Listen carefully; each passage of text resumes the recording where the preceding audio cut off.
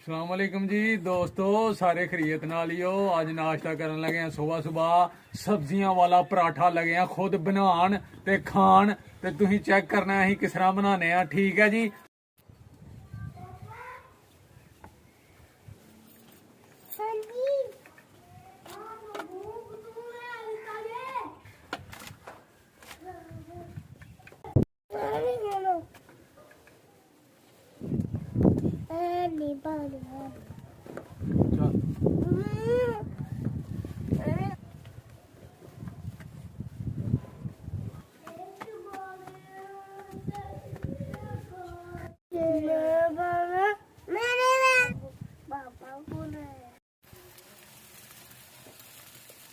जनाब रेडी माशाअल्लाह